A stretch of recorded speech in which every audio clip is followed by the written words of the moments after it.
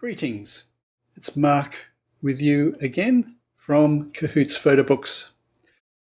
In this session we're going to cover the validation and error checking functionality just to make sure that everything is all good with your photo book before you actually submit it for order. The first thing you may want to do before you order is simply undertake a validation report. And that's easily done from the File menu on the top left of the screen. Choose Validate Document, and that will run a report.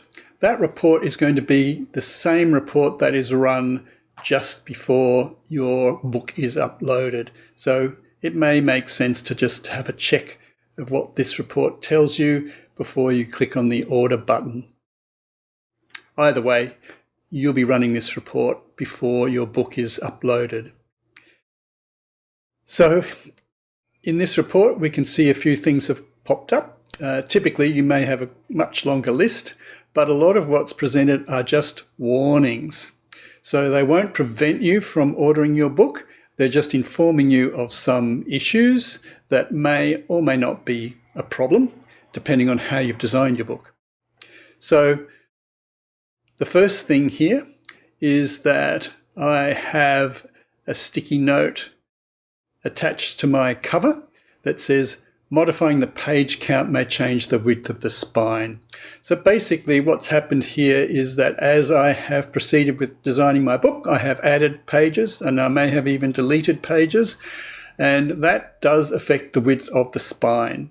So depending on how you have designed your cover, that might affect the layout. So for example, I've in this book put my cover as having a photo that runs over the entire front part of the cover, a full bleed photo, and I have aligned that to be on the edge of the spine. And as I have added and subtracted pages, that spine width can change, and so perhaps my cover image might not still be aligned with the edge of the spine. So that's what the software is now asking me to check. So it may or may not be an issue. It simply wants you to check it. So I'm going to do that now. So here's my cover. I can see that my spine is perfectly abutting my photo. I can zoom in to have a look at this in a bit more detail. And it looks pretty much exact. So I don't need to take any action here, but I do need to get rid of this sticky note. If I don't, I'm just going to get the same error again. So the sticky note is telling me what I need to do. I just need to review my cover, and now I need to delete the note by hovering over it and clicking on the red delete button. So I've checked my cover.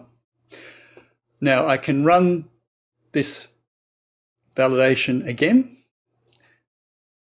if I want, and I should get all the same warnings and errors, but not the one that we've just fixed. So I've got a few more things that I need to be checking on my cover by the looks of it, and then a couple of pages with some errors. So I'll show you now another thing that we can do. On each page that has a warning or an error, you'll see this little warning symbol on the top right side. You can validate the page as a standalone exercise. So here, if I click on this little warning button, I'll get all the same error and warning messages, but only for this particular page. So it might be worthwhile just paging through your book and looking for these warning symbols and seeing what is flagged as potentially requiring attention for that particular page. So here it's telling me image object's border is between the bleed and the page border. Well, I have designed my cover to have an image that runs off the top and the right side and the bottom, and should be near enough aligned exactly on the spine. So it's a warning.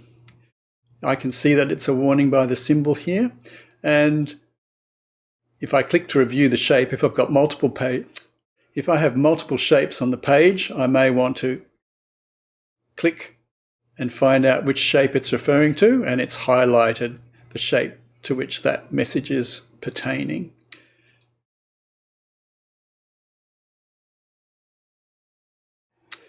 So I'm happy with that. I'm just going to leave it.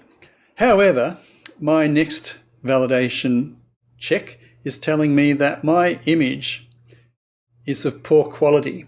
Now I can click and view that image, and unfortunately it's that image that I have made full bleed on the cover.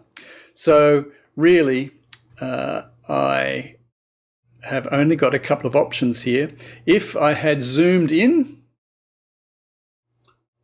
and I was getting this error, I could zoom out to grab more pixels and possibly solve that problem. That would be the first thing to try. If that still doesn't work, then your only option is to find an image which has a higher resolution, and maybe you have been working with an image that's come by email or SMS text or has been downsized from the original. If you can get hold of the original, all you need to do is replace that image on your book, and hopefully that will solve the problem. Otherwise, your only solution really is to reduce the size of the image on the page. So I'm seeing this little red dot here that is telling me it's a poor resolution image, and if I keep on shrinking it, we'll get to a point where it's telling me it's acceptable.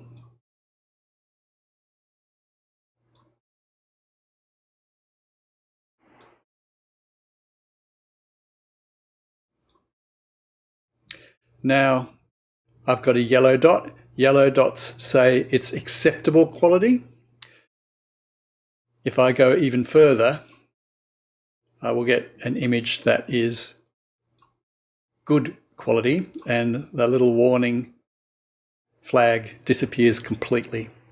We print with acceptable quality all the time, and your eye doesn't really discern any difference. So do not be concerned if you have lots of acceptable quality warnings or lots of yellow dots on your images. They will print fine in the book. So I'm happy with this. The other thing to note is that sometimes you have multiple images on the page, and you might have an arrangement of photos that are all aligned and need to be a certain size. And you might have one of those that has poor resolution. And the thing to note there is that the difference between this particular size with a yellow dot acceptable resolution and this particular size with a red dot and a poor resolution, that's a line in the sand. Your eye is not going to be able to tell the difference between this image and the slightly smaller one. So if you are just into this red zone, it's really not a problem. But these low resolution or poor resolution warnings do mean that you should be looking at them. Sometimes it's just a case that you need to have that photo in there, you want to have it big, and you can proceed and order your book accordingly. However, if you are well into this red zone, so it's much, much bigger than the software recommends, then two things can happen. One, your image will become successively blurrier as you increase that proportion of upscaling. And in the worst case scenario, that blurriness will turn into little square pixels. So you will see the blockiness in the image. Now, as long as you're aware of that, that's fine, you can proceed. Sometimes it's just the memory at the end of the day. It's the memory that counts, even if the image isn't perfect on the page. So it's just up to you to decide how far in this red zone you need to go to preserve those memories and to make a book that you're happy with. But these warnings are there just for your information. So in my case, I'm going to bring it back down to the acceptable quality. I'll center my image on the page and I'll run with it like that. I'll put a border on it. There we go. So my image is now inset instead of running off the edges of the page in a full bleed cover. So what else is happening with this page? If I click on the warning sign again, it's telling me I've got text objects out of page bounds or placed on the fold of a double page. So click here to view the shape. And what it's done is it's highlighted my spine text, which technically is on the fold of a double page. My cover is essentially a double page. Now, I can zoom in and check that my text has a little bit of space above and below. And maybe in this case, I might slightly decrease the size, make it 10 point. Okay. And I'm going to just use my arrow keys to center it slightly better. So I'm happy with that. So this is a case where I've got a warning. I've got a couple of warnings. I had a couple of warnings. I'm going to just proceed because I know that I'm happy with the way I have dealt with this. So yes, I do have text on the fold of a double page, but I've checked it and it's all going to work fine.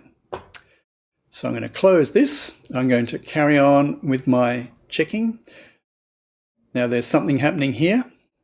So I can also use the preview button to see how these are looking. And if I am able to see my images arranged the way I expect, and if I can see the text as expected, the only thing I need to worry about apart from the visual check are the poor resolution images, because you can't tell just by looking at the screen if they are poor resolution or not.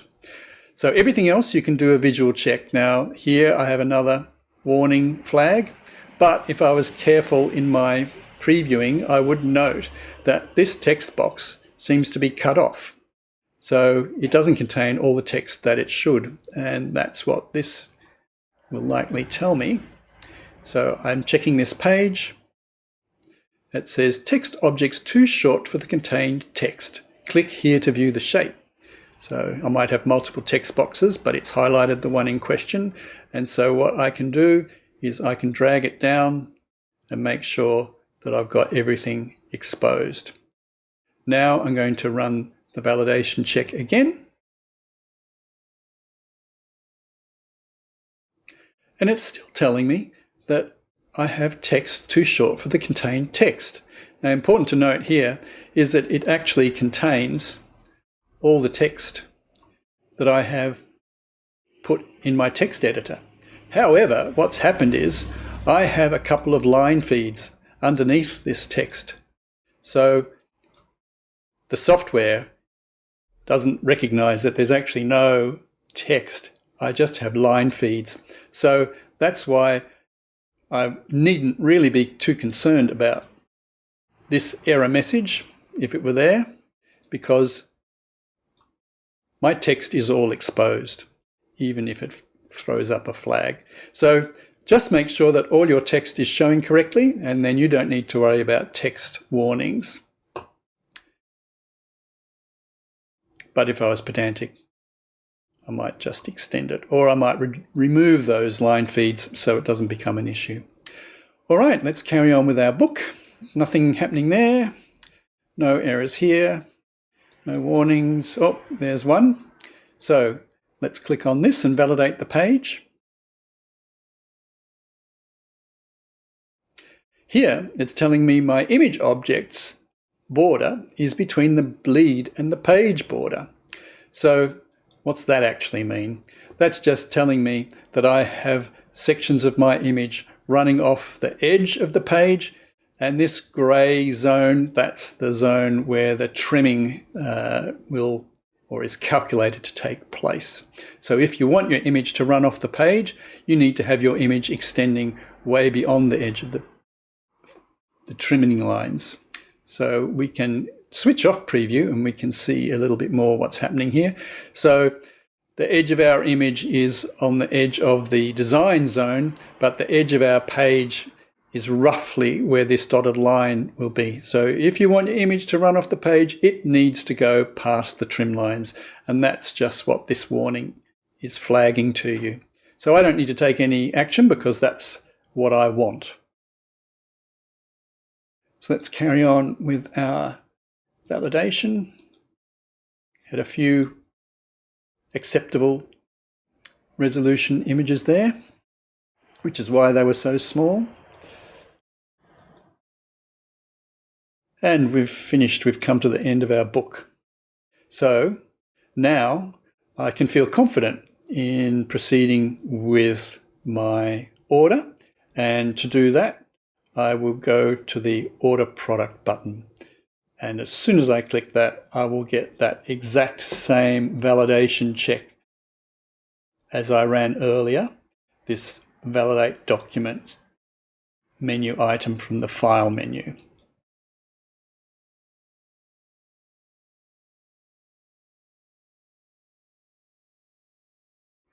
So I've already reviewed everything and I know that these are the errors that I will get when I start the order process. All right, that's it for this session. In the next session, we'll review the whole order, upload and checkout process. That's all for now. See you next time.